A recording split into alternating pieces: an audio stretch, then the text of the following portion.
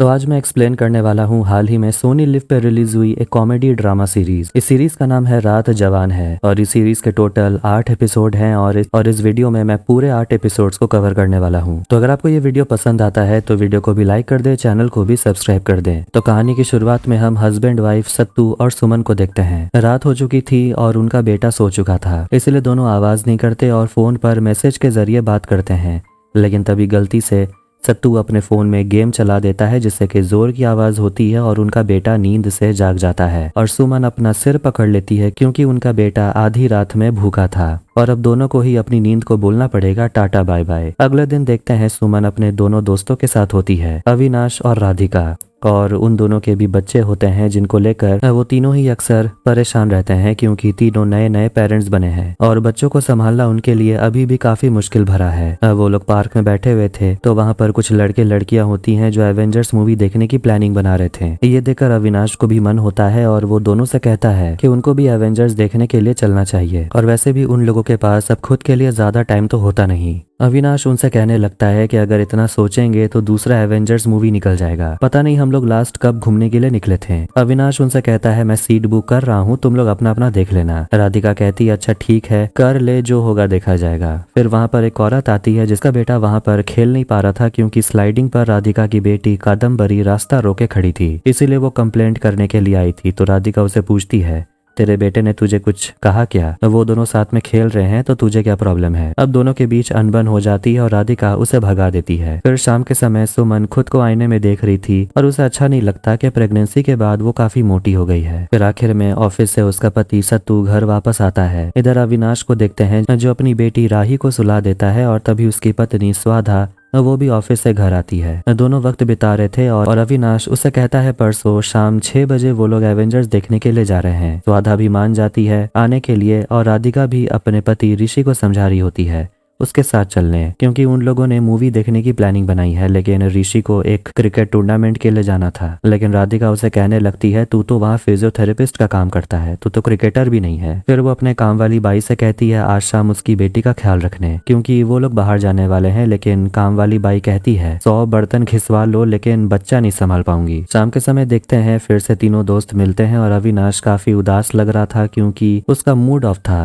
पता चलता है उसकी काम वाली बाई ने अविनाश के लिए चाय बनाया था तो उसमें उसने स्वाधा का ब्रेस्ट मिल्क डाल दिया है जो कि वो अपने बच्चे के लिए कलेक्ट करके रखती है। इससे अविनाश का होश उड़ जाता है। भले ही ये गलती थी लेकिन उसने अपनी पत्नी का ब्रेस्ट मिल्क पी लिया, जिससे सुमन और राधिका हंसने लगती हैं और पूछती है वैसे टेस्ट कैसा था। अपने बच्चों के साथ खेलने के बाद अविनाश को वहाँ पर एक पूजा नाम की लड़की मिलती है जो भी अपने 7 साल के बच्चे के साथ यहाँ पर उसे खिलवाने के लिए आई थी। फिर उसकी और अविनाश की बातें होने लगती और अविनाश उसे पूछता है क्या तुम्हें एवेंजर्स पसंद है? वो कहती है नहीं, देखती तो नहीं हूँ लेकिन ऐसा सुनने को मिला है लेटेस्ट वाले एवेंजर्स में क्रिश भी है। अविनाश समझ गया था कि पूजा से एवेंजर्स के बारे में बात करना मतलब दीवार में सिर पटकना। अब रात के समय देखते हैं ऋषि अचानक से अपने दोस्तों के साथ कहीं घूमने जाने का प्लान बना लेता है, जिससे कि राधिका काफी ज्यादा भड़क पड़ती है क्योंकि वो 2 दिन पहले से मूवी देखने जाने की प्लानिंग कर रही है लेकिन उसके बारे में ऋषि ने कोई डिसीजन नहीं लिया और अचानक वो अपने दोस्तों के साथ घूमने जा रहा है। ऋषि उसे कहने लगता है मैंने तो पहले ही कहा था कादम्बरी को तुम अपने पेरेंट्स के पास छोड़ दो, लेकिन तुम कहाँ मानी। दोनों के बीच झगड़ा होने लगता है और आखिर में ऋषि वहाँ से चला जाता है। अगली सुबह सुमन को उसकी माँ कॉल करती है और उसे कहने लगती है तुम्हारी बहन अपने पति के साथ कहीं बाहर जा रही है तो उसके बच्चे का भी देखभाल तुम्हें करना होगा, सिर्फ 1 दिन की तो बात है। सुमन को खुद की बच्चे की देखभाल करने में नानी याद आ जाती है तो वो अपने बहन के बच्चे को कैसे संभालेगी। राधिका अपनी बेटी को अपने पापा के घर छोड़ देती है लेकिन वो अपनी बेटी को अकेले नहीं छोड़ना चाहती, जिस पर उसके पापा उसे समझाते हैं कि तुझे थोड़ा रिलैक्स करना चाहिए और तुझे एक बात याद रखनी है कि अपनी बेटी को संभालते संभालते तू अपने अंदर से मेरी बेटी को खो मत देना, थोड़ा बाहर जाओ, एंजॉय करो। अब आखिर में सुमन का पति ऑफिस में बहाना मारकर वापस आ जाता है ताकि सुमन मूवी देखने जा सके। सुमन भी खुश हो जाती है और आखिर में राधा और सुमन पहुंचते अविनाश को पिक करने के लिए तो वो अपने बच्चे के साथ बैठा हुआ था और मूवी 20 मिनट में शुरू होने वाली है और अविनाश कहता है तुम लोग चले जाओ। दोनों कहते हैं अरे हमें तो एवेंजर्स में इंटरेस्ट भी नहीं है, तेरे वजह से हम लोग जा रहे थे। अब मूवी का प्लान कैंसिल। वो लोग अविनाश के घर पे ही वक्त बिताते हैं और एक दूसरे से बातें करने लगते हैं और बात करते हैं कि कैसे अब वो बिल्कुल भी ज्यादा लाइफ एंजॉय कर नहीं पाते और कहीं जाने के लिए भी उन्हें वक्त निकालना पड़ता है। थोड़ा बहुत बात करने के बाद अविनाश की बेटी राही जाग जाती है और रोने लगती है और उनकी पार्टी खत्म। ऋषि और राधिका जाते हैं किंडरगार्टन में अपने बच्चे के एडमिशन के लिए और वहाँ की टीचर पहले उनका इंटरव्यू ले रही थी और हर सवाल का वो लोग गलत जवाब दे रहे थे। राधिका पूछती है यहाँ पर ABCD 1 2 3 ये सब कुछ नहीं सिखाया जाएगा। टीचर कहती है ये तो कोई भी बच्चा इंटरनेट से सीख लेगा। टीचर उन दोनों से उनका प्रोफेशन पूछती है। ऋषि बताता है वो फिजियोथेरेपिस्ट है और राधिका बताती है वो हाउसवाइफ है, लेकिन शायद वो हाउसवाइफ कहने में थोड़ी सी झिझक रही थी। खैर, जब वो अविनाश से मिलती है तब वो कहने लगती है कि वो हाउसवाइफ है और ये कहने में उसे थोड़ा अजीब लग रहा था क्योंकि वो 3 साल पहले जॉब किया करती थी और फिर से वो वापस जाने का सोच रही है। अविनाश उसे याद दिलाता है कि तू तो उस जॉब से नफरत करती थी, फिर क्यों जाना चाहती है। अब आखिर में वहाँ उनको सुमन भी ज्वाइन करती है और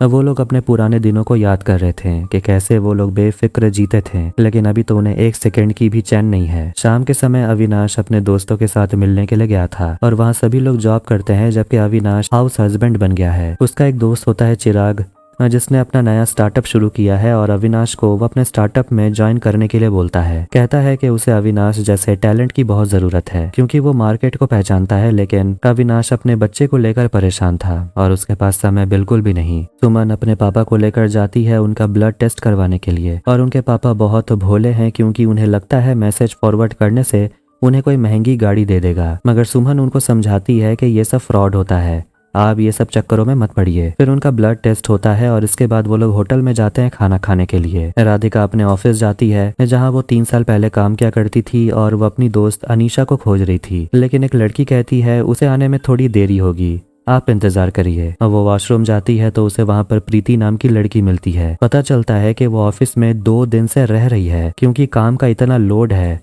कि पूछो मत, और कहती है अनीशा भी आज सुबह 5 बजे ही घर गई। राधिका समझ जाती है कि यहाँ कोई वर्क लाइफ बैलेंस है नहीं। खाना खाने के बाद सुमन अपने पापा को और 2-4 टेस्ट के लिए लाई होती है। फिर वो अपने पति को फोन करके अपने बेटे के हालचाल के बारे में पूछने लगती है कि ईशान ने खाना खाया या नहीं, वगैरह वगैरह। फिर सुमन के पापा सुमन को बताने लगते हैं कि जब वो छोटी थी तो वो क्या क्या किया करती थी और उन दिनों को याद करके उसके पापा हंसने लगते हैं। राधिका अपने घर आती है और अपनी बेटी को गले लगाती है और अपने पति से कहती है मेरे से ये नहीं होगा कॉर्पोरेट जॉब, और वो अंदर से बिल्कुल डर गई थी। अविनाश अपने दोस्त चिराग से बात कर रहा था जो उसे फिर से अपना ऑफर याद दिलाता है और अविनाश मीटिंग में जाने के लिए तैयार हो रहा था, लेकिन तभी वो देखता है कि उसकी बेटी को बहुत तेज बुखार आ गया था और वो उसे सिरप पिलाने वाला था, लेकिन गलती से वो सिरप उसके शर्ट के ऊपर गिर जाता है। फिर रात के समय तीनों दोस्त मिलते हैं तो सुमन कहने लगती है कि आज वो अपने पापा से अपने बचपन के बारे में बात कर रही थी और कहती है हम अपने फादर को बहुत कम क्रेडिट देते हैं।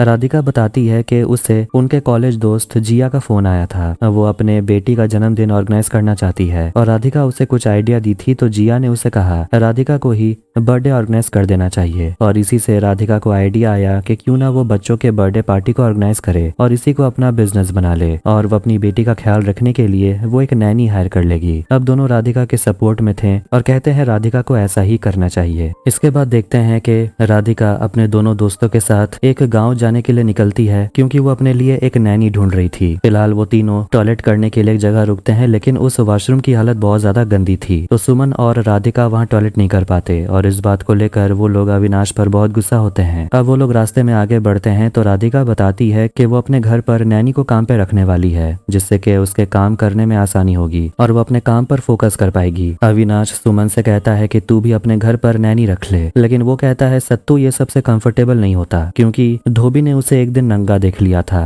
तो वो नहीं चाहता कि कोई भी उनके घर पर काम करे। अब वो सभी लोग एक गांव जा रहे थे और रास्ते में एक छोटे से होटल में रुकते हैं जो कि स्मिता नाम की एक औरत चलाती है और वो इन तीनों को काफी अच्छे से खाना पीना खातिरदारी करती है। राधिका उनसे सुनीता के बारे में पूछती है कि आखिर उसका घर है कहाँ। स्मिता उन लोगों को रास्ता बताती है, लेकिन ये रास्ता उसके घर तक जाने का था। कहती है उसके पास तुम्हें एक स्कूल मिलेगा, वहां से जाकर पूछ लेना, शायद उन्हें पता होगा। वो तीनों गांव में पहुंच जाते हैं, लेकिन बहुत ढूंढने के बाद उन्हें घर मिलता है, लेकिन उस घर में सरिता नाम की लड़की रहती थी, सुनीता नहीं। उन दोनों को वहां से निकलना पड़ता है और आखिर में वो लोग स्कूल के पास पहुंचते हैं और वहां उन्हें एक लड़का मिलता है जो सुनीता को पहचानता है। कहता है कि वो मेरी रिलेटिव है और मेरा नाम सूरज है, और वो उन तीनों को घर के सामने लेकर आता है, लेकिन घर पे ताला लगा हुआ था और वो चाबी खोजने लगता है। राधिका को समझ नहीं आ रहा था कि आखिर हो क्या रहा है और वो लोग कहाँ आ गए हैं। वो सुनीता को फोन लगाती है, लेकिन कोई फोन भी नहीं उठा रहा था। फिर वो बच्चा उन्हें उन्हीं के गाड़ी तक लेकर आता है और उन्हें 2 बोतल पानी देता है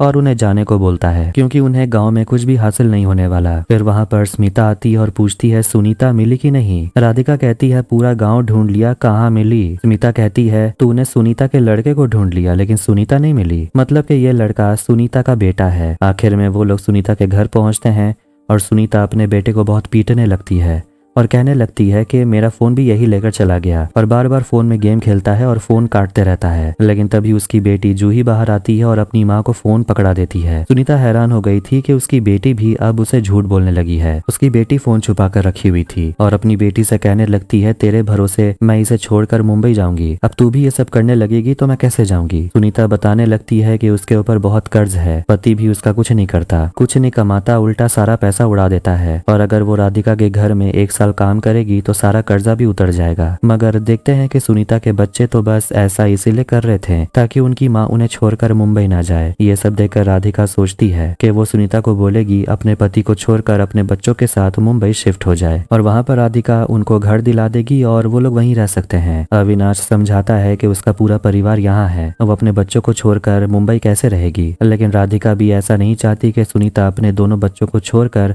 राधिका के बच्चों को संभाले, इसलिए वो लोग सुनीता के बिना ही मुंबई आ जाते हैं। सुमन आजकल कुछ ज्यादा स्ट्रेस में लग रही थी और उसके बाल भी झड़ने लगते हैं। इसके बाद अविनाश और सुमन निकलते हैं जिया के घर जाने के लिए, जिसकी बेटी का आज जन्मदिन था। फिलहाल वो दोनों अपने बच्चों को लेकर काफी परेशान थे और वो लोग ब्रेक लेकर थोड़ी देर रुकते हैं तो सुमन उसे दिखाती है कि उसके बाल झड़ रहे हैं। खैर आखिर में वो लोग जिया के घर पहुंच जाते हैं और उन्हें वहां पर राधिका वेलकम करती है जो वहां पार्टी ऑर्गेनाइज कर रही थी, और वहां जितने भी वर्कर्स होते हैं उन दोनों के बैग वहां से ले जाते हैं, और लड़की होती है जो उन दोनों के बच्चों को भी ले जाती है। अब दोनों पार्टी को खुलकर एंजॉय कर सकते हैं। वहां उन्हें जिया मिलने के लिए आती है और इतने सालों के बाद वो अपने दोस्तों से मिलकर काफी ज्यादा खुश थी और उन्हें कहती है एंजॉय करने। इसके बाद वो लोग ड्रिंक करने के लिए जाते हैं और सुमन सोचती है कि अब वो लोग घर कैसे जाएंगे इतना ड्रिंक करने के बाद। राधिका कहती है पहले ये तो पीने दे और ड्राइवर तुझे घर छोड़ देगा। राधिका बताती है कि इस पार्टी में जिया ने 20 लाख रुपए खर्च किए हैं, जिससे कि दोनों हैरान हो जाते हैं। और बहुत समय के बाद वो सभी लोग इस तरह बैठकर आराम का वक्त बिता रहे थे, और थोड़ा बहुत पार्टी करने के बाद डांस करने के बाद शाम हो जाती है और सारे बच्चे लोग सो गए थे। राधिका देखती है कि उसका पेमेंट मिल गया था जिससे वो बहुत खुश थी, और दोनों भी राधिका के लिए काफी खुश थे। अचानक उनके बीच ये बात उठती है कि सुमन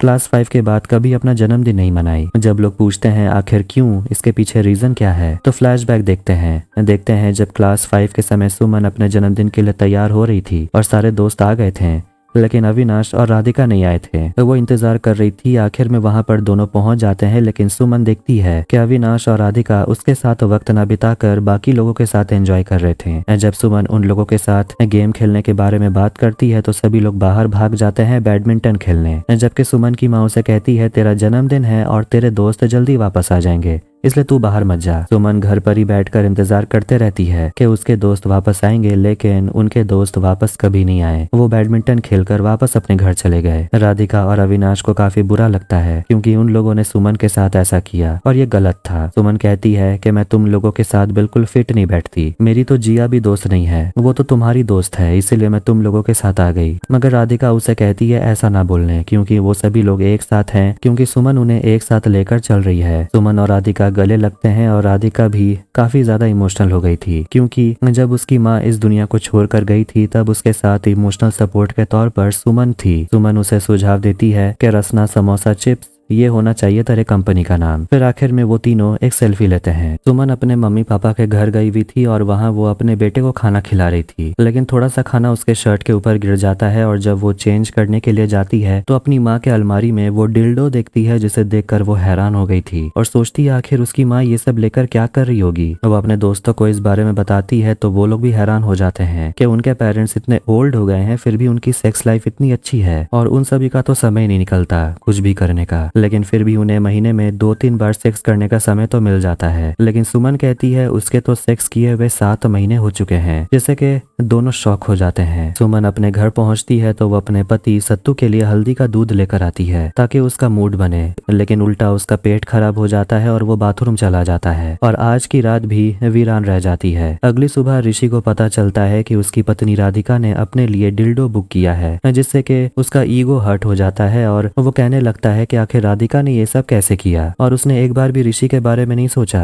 कि उसे कैसा लगेगा, मगर राधिका उसे कहती है कि वो बस कुछ ज्यादा ही ओवर रिएक्ट कर रहा है। अविनाश भी स्वाति के साथ इंटीमेट होने की कोशिश कर रहा था, लेकिन उसकी बेटी जाग जाती है और रात के समय वो देखता है कि सुमन जॉगिंग कर रही थी और वो बिल्कुल हाफ रही थी। इसलिए वो सुमन को अपने गाड़ी में आकर बैठने को बोलता है और सुमन को लगता है कि वो कुछ ज्यादा ही मोटी हो गई है, इसलिए उसका पति उसे अट्रैक्टिव नहीं मानता। लेकिन अविनाश उसे पूछता है क्या तेरे पति ने तुझसे ये कहा? वो कहती है नहीं, लेकिन मुझे ऐसा लगता है। अब अगली सुबह संडे था और इसीलिए सुमन रोमांटिक होने की कोशिश करती है और अपने पति को नींद से जगाती है, लेकिन उसे तो सेक्स में बिल्कुल भी इंटरेस्ट नहीं था। अब दोनों के बीच झगड़ा हो जाता है और सत्तू कहने लगता है कि आखिर तू सुबह के 4:45 बजे ये सब क्या बोल रही है, और उसे पूछने लगता है कि तूने कभी एक बार सोचा है मेरे साथ बाहर जाने का? सुमन उसे कहती है तुम्हें अपने गेम से फुर्सत मिले तब तो। दूसरी तरफ राधिका डिल्डो अपने पति को दिखाती और उसे कहती है कि मैं चाहती हूँ कि तुम इसे देखो और तुम खुद को शांत करो। और जब ऋषि थोड़ा सा अनकंफर्टेबल होने लगता है तो राधिका उसे कहती है कि तुम हमेशा मेरे लिए स्पेशल रहोगे। सत्तू सुमन से माफी मांगता है और सुमन उससे पूछती है क्या प्रेगनेंसी के बाद मेरी बॉडी तुम्हें अच्छी नहीं लगती? वो कहता है ऐसी कोई बात नहीं है और ये सब मत सोचो। फिर वो दोनों अपने बच्चे ईशान को राधिका के घर पे छोड़ देते हैं और उसके बाद जब तीनों दोस्त मिलते हैं तो वो सुमन से पूछने लगते हैं तो फिर दोनों के बीच कुछ हुआ कि नहीं? तो वो कहती है कुछ भी नहीं हुआ, लेकिन हम दोनों कॉफी पर गए थे। तभी सुमन को उसकी माँ का कॉल आता है और वो लोग जब बात कर रहे थे तो सुमन देखती है कि उसकी माँ अपने हाथ में कुछ लिए हुई थी। देखती है ये तो डिल्डो था जिससे वो अपने पति को मसाज दे रही थी, जिससे कि वो तीनों हंसने लगते हैं क्योंकि उन्हें तो कुछ और ही लग रहा था, लेकिन यहाँ तो डिल्डो का कुछ और ही इस्तेमाल हो रहा था। अब देखते हैं कि सुमन और सत्तू के बीच सब कुछ ठीक हो जाता है और वो लोग थोड़ा बहुत रोमांटिक भी होते हैं।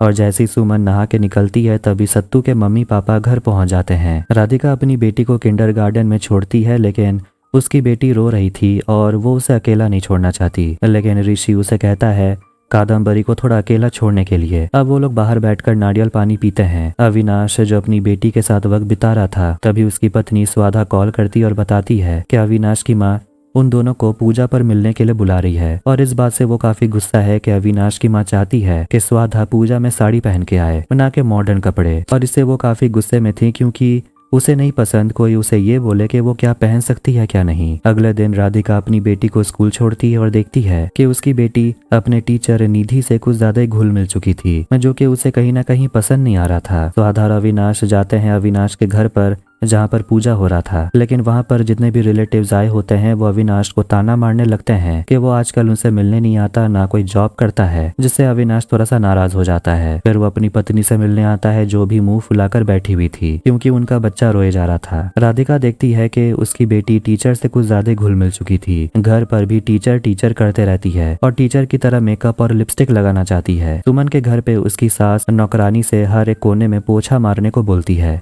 जो सुमन को बिल्कुल अच्छा नहीं लगता। देखती है कि उसका बेटा अपने दादाजी के साथ घूमने निकल गया था, जिससे वो थोड़ी परेशान होने लगती है। तीनों ही दोस्तों की लाइफ काफी बुरी चल रही थी। रात के समय सुमन अपने दोस्तों के साथ मिलने के लिए जाने वाली थी, लेकिन उसके इन लॉज मना करते हैं क्योंकि काफी रात हो चुकी थी। सत्तू कहता है वो हर रात जाती है और ये सेफ है, लेकिन फिर भी वो लोग मना करते हैं। अविनाश और स्वाधा घर वापस आ गए थे और स्वाधा काफी नाराज लग रही थी और वो अपने घर पर एक नैनी रखना चाहती है और वो अपने पति से भी कहती है कि उसे एक जॉब ढूंढ लेना चाहिए क्योंकि वो अपने पति को अब और ज्यादा घर पर काम करते हुए नहीं देखना चाहती। और उसे समझ आ गया कि अविनाश से ये सब कुछ नहीं हो रहा। अविनाश कहता है कि उसके तरफ से तो कोई प्रॉब्लम है ही नहीं, लगता है स्वाधा को ही कोई प्रॉब्लम है और उसे हजम नहीं हो रही कि उसका पति एक हाउस हस्बैंड है। अब इससे ज्यादा बात बढ़े स्वाधा वहां से नाराज होकर चली जाती है। राधिका अपनी बेटी के टीचर की तरह तैयार होती है, लाल लिपस्टिक लगाकर और बहुत ज्यादा मेकअप करके, और अपनी बेटी को स्कूल छोड़ने के लिए जाती है, लेकिन उसका तो चप्पल ही टूट जाता है, जिससे कि उसका प्लान चौपट हो गया था। और वहाँ वो कादम्बरी के टीचर निधि को देखती है जो किसी हीरोइन की तरह उसके सामने चलकर आ रही थी और वो अपना मुंह छुपाकर अपनी बेटी को लेकर वहाँ से चली जाती है। दोनों आइसक्रीम खाते हैं और वो अपनी बेटी से पूछती है कि तुम्हें निधि टीचर बहुत पसंद है। रात के समय तीनों दोस्त मिलते हैं और अविनाश बताता है कि उसके और स्वाधा का झगड़ा हो गया। वो लोग बात करते हैं, दारू पीते हैं, लेकिन तभी वहाँ पर पुलिस पहुंच जाते हैं और उन्हें दारू पीते हुए देख लेते हैं और उनसे फाइन मांगने लगते हैं और उनसे कहते हैं जो भी सामने रहता है वो अपने घर से जाकर पैसे लाएगा। सुमन जाने लगती है, लेकिन देखती है कि सत्तू और पूरा परिवार टहलते हुए वहां पर आ गया था। पुलिस वहां से चले जाते हैं उन्हें छोड़कर और कह देते हैं पैसे थाने पहुंच जाने चाहिए। सत्तू के मम्मी पापा उन सभी से कहते हैं घर पर चलकर दारू पीने के लिए, लेकिन अविनाश और राधिका अपने अपने घर चले जाते हैं और अविनाश जॉब के लिए अप्लाई करता है। अगले दिन देखते हैं बाहर सब्जी खरीदने के लिए जब ऋषि और सत्तू गए होते हैं। दोनों एक दूसरे से मिलते हैं और दोनों देखते हैं कि दोनों ने एक ही तरह का शॉर्ट्स पहना हुआ था और एक दूसरे से पूछने लगते हैं कि आखिर वो लोग मिलते क्यों नहीं। फिर वो लोग छुट्टी पर जाने का प्लान करते हैं। इसके बाद सुमन को देखते हैं जो कि अपने सास के साथ वक्त बिता रही थी और उसकी सास कहने लगती है कि वो लोग अमृतसर में बहुत ज्यादा अकेले पड़ गए हैं क्योंकि आसपास के पड़ोस वाले भी अपने अपने बच्चों के साथ इधर उधर शिफ्ट हो गए। सुमन उसे कहती है आप इधर आ जाइए, ये भी तो आपका घर है। सास खुश हो जाती है और कहती है मैं तो कब से सत्तू के पापा को बोल रही हूँ, लेकिन उन्हें लगता है शायद तुम दूसरी कास्ट की हो तो यहाँ रहना सही नहीं होगा। सुमन कहती है ऐसी कोई बात नहीं है। फिर उसे पता चलता है राधिका का जन्मदिन आने वाला है और फिर तीनों दोस्त एक साथ वीडियो कॉल पर बात करते हैं और मिलने का प्लान बनाते हैं, मगर सोचते हैं क्या वो तीनों और उनका परिवार आपस में एडजस्ट कर पाएंगे क्योंकि उनके साथ रहे काफी वक्त हो गया। अब इसके बाद देखते हैं सुमन और सत्तू राधिका के घर जाने के लिए निकलते हैं और सत्तू सुमन को थैंक यू कहता है उसके परिवार को अपना परिवार समझने के लिए और सत्तू के परिवार को घर पर रहने देने के लिए। दूसरी तरफ स्वादा और अविनाश के बीच अभी भी करवाहट है और वो लोग एक दूसरे से ढंग से बात भी नहीं करते। अब इसके बाद सारे दोस्त राधिका के जन्मदिन पर मिलते हैं और राधिका भी किसी चीज को लेकर खुश नहीं लग रही थी, वो परेशान थी। फिर पता चलता है बर्थडे केक को सुमन ने बेक किया है और ये बीट रूट केक है, मतलब चुकंदर का केक, जिसे सुनकर सभी का चेहरा अजीब हो जाता है, लेकिन वो हंसते हैं, सोचते हैं अच्छा ही होगा, लेकिन ये केक तो बच्चों को भी पसंद नहीं आता। राधिका अपने जन्मदिन पर खुश नहीं लग रही थी और वो अपने दोस्तों पर भी बेवजह गुस्सा हो जाती है। फिर आखिर में उनका फूड डिलीवरी होता है, लेकिन राधिका डिलीवरी वाले पर ही चिल्लाने लगती है कि आखिर तुम लोग इतने लेट क्यों होते हो, क्या तुम बीच में चाय पानी के लिए रुकते हो और तुमने इस खाने में से कुछ खाया तो नहीं। डिलीवरी वाला कहने लगता है जब रेस्टोरेंट से खाना ही लेट मिला तो वो करता क्या, ऊपर से रास्ते में ट्रैफिक थी और उसने हड़बड़ी में किसी के मर्सिडीज को ठोकर मार दिया और गाड़ी में जो लड़की थी उसने डिलीवरी वाले को मिडिल फिंगर दिखाया। ये कहकर वो रोने लगता है, कहता है वो ढंग से पूरे दिन पानी भी नहीं पिया। अविनाश और ऋषि उसे अंदर बुलाते हैं और उसे जूस वगैरह पिलाते हैं। उस डिलीवरी वाले का नाम है शाहरुख खान। राधिका कान पकड़ के उसे माफी मांगती है कि वो बेकार ही उस पर चिल्ला दी। अब रात में सोने से पहले दोनों राधिका से पूछते हैं क्या वो ठीक है, वो कुछ अजीब बर्ताव कर रही है। राधिका कहती है वो ठीक है। सुमन उन्हें बताती है कि वो अपने सास ससुर को अपने घर पर रखने के लिए अपने इन लॉ से बात की है, मगर दूसरी तरफ बाकी तीनों मतलब के सत्तू, स्वादा और ऋषि दारू पीकर आपस में चिल कर रहे थे। स्वादा कुछ ज्यादा ही खुल चुकी थी और हंस हंस के सभी से बातें कर रही थी, क्योंकि पहले तो वो काफी खड़ूस बन के सबसे बात करती थी और वो सत्तू को बताने लगती है कि अविनाश और सुमन एक दूसरे से पहले बहुत प्यार करते थे। इस बात को सुनकर सत्तू थोड़ा सा अनकंफर्टेबल हो जाता है। ऋषि उसे कुछ कहने की कोशिश करता है, लेकिन उससे भी कोई मदद नहीं मिलता और वो अविनाश को आकर कहता है कि तेरी पत्नी नशे में धुत हो चुकी है। इसके बाद 1 घंटा हो चुका था। राधिका खुद को बाथरूम में बंद कर ली थी। ऋषि, अविनाश, सुमन बाथरूम के दरवाजे को खटखटाते हैं और वो बाहर निकलती है तो कहती है कि रिजल्ट पॉजिटिव आया है और वो प्रेग्नेंट है। अब किसी को कुछ समझ नहीं आ रहा था कि वो राधिका को क्या बोले, क्योंकि राधिका भी नहीं चाहती थी कि वो प्रेग्नेंट हो जाए, क्योंकि एक बच्चा काफी था। सुमन बहुत ज्यादा ड्रिंक करती है और उसके बाद वो अपने पति के पास जाती है और कहती है राधिका प्रेग्नेंट हो गई।